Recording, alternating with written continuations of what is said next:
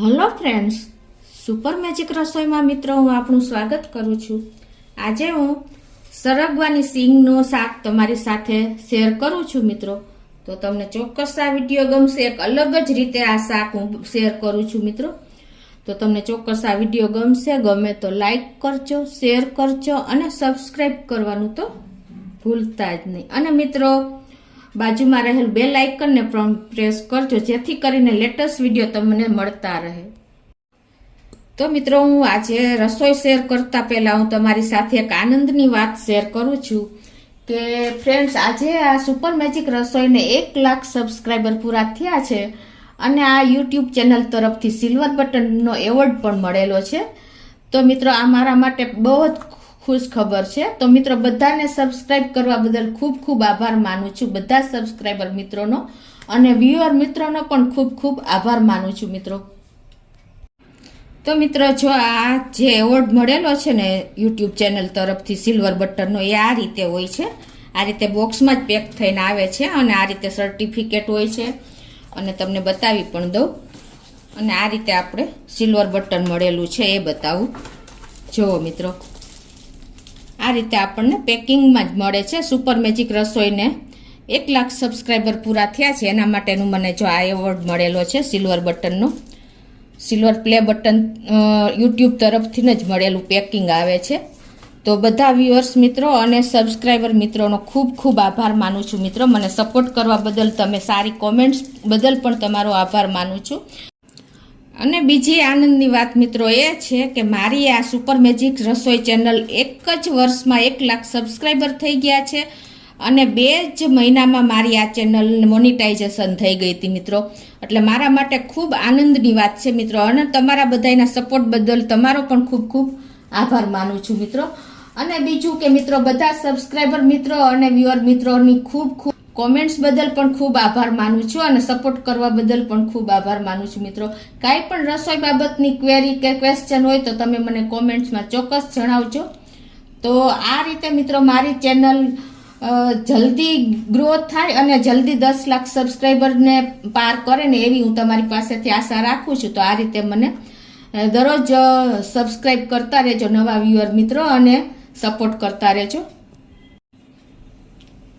તો મિત્રો બધા સબસ્ક્રાઈબર મિત્રોને એ પણ હું જણાવું છું કે બધા સબસ્ક્રાઈબર મિત્રો તમે 10 મેમ્બરને આ મારી રસોઈ શેર કરશો ને તો જલ્દી મારી ચેનલ ગ્રો થશે અને જલ્દી ગોલ્ડન બટન હાસિલ કરશે એવી હું તમને રિક્વેસ્ટ કરું છું। તો તમે આમને મને સપોર્ટ કરતા રહેજો અને મારા વિડીયો શેર કરતા રહેજો મિત્રો। બધા સબસ્ક્રાઈબર મિત્રો, નવા વ્યુઅર મિત્રો અને નવી રસોઈ શીખતી બહેનોને પણ ખૂબ ખૂબ આભાર માનું છું મિત્રો કે તમે મને આટલો સપોર્ટ કરવા બદલ મિત્રો।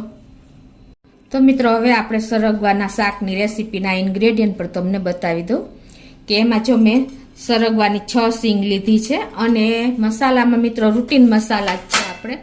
હળદર છે, જીરું છે, હિંગ છે, લાલ મરચું છે અને આદુ મરચાંની પેસ્ટ છે, ધાણા ભાજી છે અને 1.5 ટેબલ સ્પૂન જેવો મેં ચણાનો લોટ લીધો છે અને આપણે લસણની ચટણી 1 ટેબલ સ્પૂન જેવી લીધી છે, તેલ છે અને 2.5 કપ આપણે ખાટી છાશ લીધી છે મિત્રો। તો હવે આપણે બનાવવાનું ચાલુ કરીએ। તો પહેલાં તો મિત્રો આપણે જો આ સરગવાની સિંગ છે ને એને આ રીતે આપણે કટિંગ કરી અને જેટલી છાલ ઉતરે ને એટલી બે સાઈડથી તમે કટ કરશો ને એટલે ઓટોમેટિક થોડી થોડી છાલ નીકળી જશે અને એને આપણે આ રીતે તમારે જે સાઈઝના પીસ કરવા હોય ને એ રીતે તમારે આ રીતે કરી લેવાના છે। તો આ રીતે હું બધી સિંગને કટિંગ કરી લઉં છું। આ રીતે તમે કટિંગ કરશો ને એટલે વચ્ચેથી પણ જો થોડી થોડી છાલ નીકળતી જશે, તમને ખ્યાલ આવી જતો હશે। જો આપણે સિંગને કટિંગ કરી લીધી છે અને હવે આપણે આ રીતે ગેસ ઓન કરીને આપણે 1 ગ્લાસ જેવું પાણી મૂકશું અને એમાં આપણે આ સિંગ નાખી દેશું। આ સિંગ મેં એકદમ સરસ ધોઈને ક્લીન કરી લીધી છે। તો આ રીતે હવે આપણે પાણીમાં જ નાખી દેશું અને આને આપણે બહુ બાફવાની નથી, 1 સીટી પડે ને ત્યાં જ આપણે બંધ કરી દેશું। આ રીતે કુકરનું ઢાંકણ બંધ કરી દઉં છું અને મીડિયમ ફ્લેમ ઉપર આપણે 1 વિસલ કરી લેશું।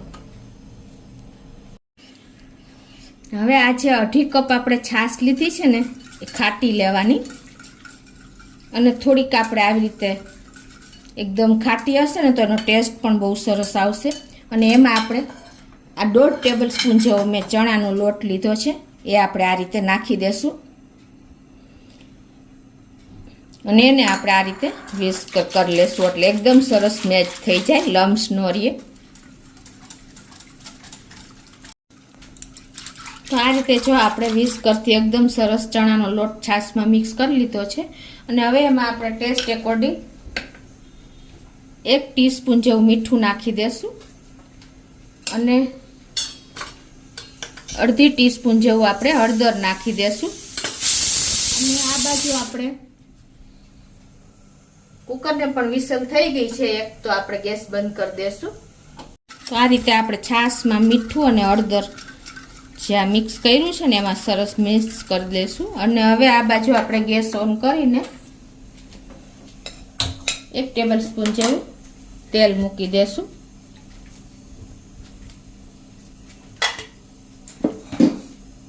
તેલ ગરમ થાય એટલે આપણે આગળની પ્રોસીજર કરી. તો આપણું તેલ પણ ગરમ થઈ ગયું છે તો એમાં આપણે પહેલા 1/4 ટીસ્પૂન જેટલી હિંગ નાખી દેશું. અને હવે આપણે જે આ બેટર તૈયાર કર્યું છે એટલે કે લિક્વિડ એ આપણે આમાં નાખી દેશું.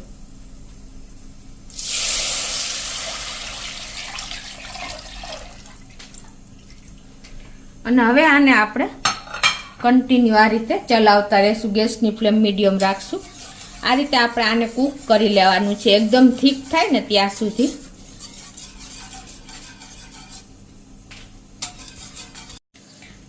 અને મિત્રો આપણી છાશ ખાટી છે તો એને બેલેન્સ કરવા માટે આપણે તમારા ટેસ્ટ એકોર્ડિંગ તમે ખાંડ નાખી શકો છો. અત્યારે હું 1 ટેબલ સ્પૂન જેવી ખાંડ નાખું છું. એકદમ સરસ આનો ટેસ્ટ આવે છે મિત્રો. તમે ક્યારેય આ રીતે નહીં બનાવ્યું હોય, એક યુનિક જ રીતે હું તમને આ મેથડ બતાવું છું કે સરગવાના શાક તો તમે ઘણી વાર બનાવ્યું હશે, પણ જો આ રીતે બનાવશો ને તો બધા આંગળા ચાટતા રહી જશે, એટલું સરસ ટેસ્ટી થાય છે. અને હવે એમાં આપણે આદુ મરચાંની પેસ્ટ કરી છે એ પણ આપણે 1 ટેબલ સ્પૂન જેવી છે એ નાખી દેશું. અને હવે આને આપણે કન્ટિન્યુ ચલાવતા જ રહેવાનું છે એટલે આપણું આ બેટર એકદમ સરસ થીક થઈ જાય. તો જો મિત્રો આપણે 5-1 મિનિટ થઈ છે અને આ રીતે જો એકદમ મીડિયમ ફ્લેમ ઉપર આપણી આ કન્સિસ્ટન્સી આવી ગઈ છે. આપણે લોટની ને છાશની જે ડોયો તો એની તમે જોઈ શકો છો બબલ્સ પણ અત્યારે આવી ગયા છે. તો હવે આને 1 થી 2 મિનિટ લાગશે. તો અને આ બાજુ જુઓ આપણે સરગવાની સિંગ પણ 1 વિસલ થઈ ગઈ છે અને એકદમ સરસ આપણે જોઈએ એવી કૂક થઈ ગઈ છે. તમને ખ્યાલ આવી જતો, જો તમે વધારે કૂક કરશો ને તો સિંગ ફાટી જશે અને પલ્પ બધો તમને ખાવાની મજા નહીં આવે. તો આ કન્સિસ્ટન્સી જો આપણે 5 થી 7 મિનિટ થઈ છે મીડિયમ ફ્લેમ ઉપર અને આપણે એકદમ સરસ આપણી આ ગ્રેવી પાકી ગઈ છે ચણાના લોટ અને છાશની. તમને ખ્યાલ આવી જતો હશે. જેમ ઠંડી થશે એમ વધારે ઘોટ થતી જશે એટલે આપણે આ કન્સિસ્ટન્સી રાખવાની છે. અને હવે આપણે આ જે સરગવાની સિંગ બાફી છે ને એ પણ આપણે આમાં એડ કરી દઈશું.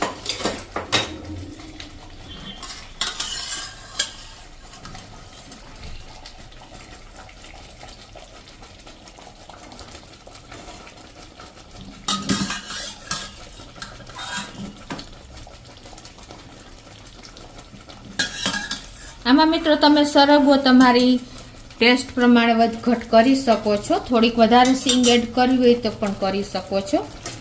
આમાં તમારી ગ્રેવી જે પ્રમાણે હોય ને એ પ્રમાણે તમારે સરગવાની સિંગ એડ કરવાની છે. જો મિત્રો એકદમ સરસ આપણું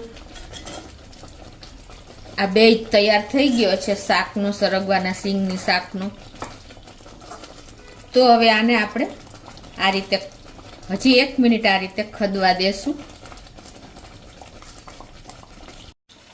અને મિત્રો જો આ સરગવાનું આપણે બાફવા સિંગ નાખી હતી ને એ પાણી તમારા આ ગ્રેવી કદાચ તમને એમ લાગે કે ઘાટી થઈ ગઈ છે અને થોડીક આપણે પતલી કરવી છે તો તમે આ પાણી એડ કરી શકો છો. બાકી તમે આને સૂપ તરીકે પણ પી શકો છો વેસ્ટ ન કરતા. અને આ બાજુ હવે આપણું જો એકદમ સરસ તૈયાર થઈ ગયો છે બેજ, તો હવે એને આપણે સાઈડ ઉપર રાખી દેશું. મિત્રો આપણે ગેસ ઓન કરીને અને એક વઘારિયામાં આપણે 1.5 ટેબલ સ્પૂન જેવું તેલ મૂકી દેશું. આપણે ઉપરથી વઘાર કરવાનો છે લસણની ચટણી વાળો.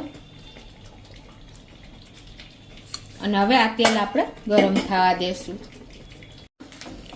તો આપણું તેલ પણ ગરમ થઈ ગયું છે, તો એમાં આપણે 1/2 ટીસ્પૂન જેવી રાઈ નાખી દેશું અને 1/2 ટીસ્પૂન આપણે જીરું આખું નાખી દેશું અને એક લાલ મરચું આપણે નાખી દેશું. અને એમાં આપણે લસણવાળી ચટણી 1 ટેબલ સ્પૂન જેવી લીધી છે. તમે તમારા ટેસ્ટ એકોર્ડિંગ વધઘટ કરી શકો છો. એ રીતે આ રીતે આપણે એને મિક્સ કરી લેશું તેલમાં. આ રીતે જો આપણે ચટણીનો કલર સરસ તેલમાં આવી ગયો છે, તમે જોઈ શકો છો. આ રીતે આપણે સેજ પ્રેસ કરીને અને લસણની ચટણીને મિક્સ કરી લેવાની છે તેલમાં જ.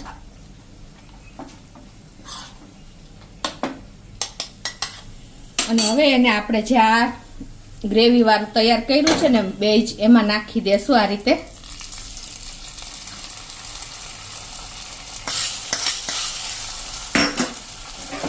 અને મિત્રો એને આપણે આ રીતે હવે ગેસ ઉપર જ મિક્સ કરી લેશું.